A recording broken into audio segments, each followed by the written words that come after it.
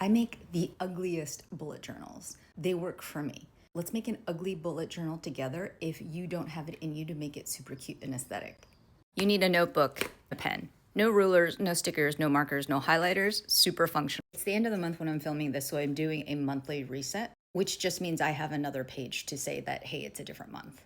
I love notebooks with graph paper because it helps me stay in the lines, but you can use whatever paper you want. This is my monthly page. Yep, just a pen. I use fine point. And then each day of the month listed down here. And yeah, the line is wonky. Next to each day, I'm going to put anything notable, a travel date, an arrival date, a due date, a big project, a birthday. Do I always use this page? Sometimes not really. But when I do find it, it is very helpful. So we do it. Across from the monthly page, I have a buckets page where I put in work, personal, I have a side gig, so consulting, it could be creative, be family, whatever you want.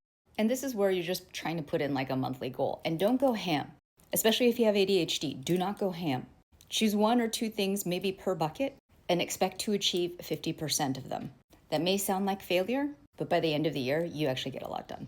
We are going to flip the page to another blank set. And this is where our weeks are gonna go. Again, I love graph paper because then I can do this in a relatively straight line. Why am I doing this?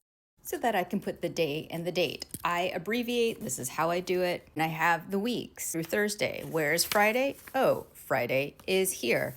My weekends I tend to do less, so I make them small. Now this is the only time that I'm going to use like symbols, bullet journal methodology. We'll use triangles for events, things like meetings, things that I have to show up to virtually or physically. And I use squares for tasks that I need to get done, and I won't fill them out the entire week. So as you can see, I have all my events. I will add tasks as needed. Now the blank section next to my schedule, this used to be time blocks, but I never use time blocks.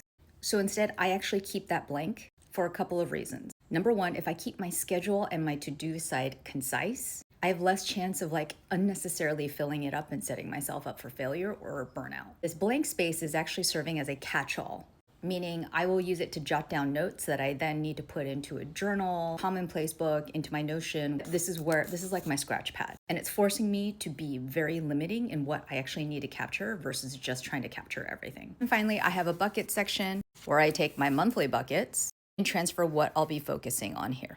And every Friday I have a to-do. It says to fill out my bullet journal for the rest of the week. Is it ugly? Absolutely. Does it work? For me, yes. This inspires you to keep yourself to a bullet journal, but like not stress yourself out about making it aesthetic.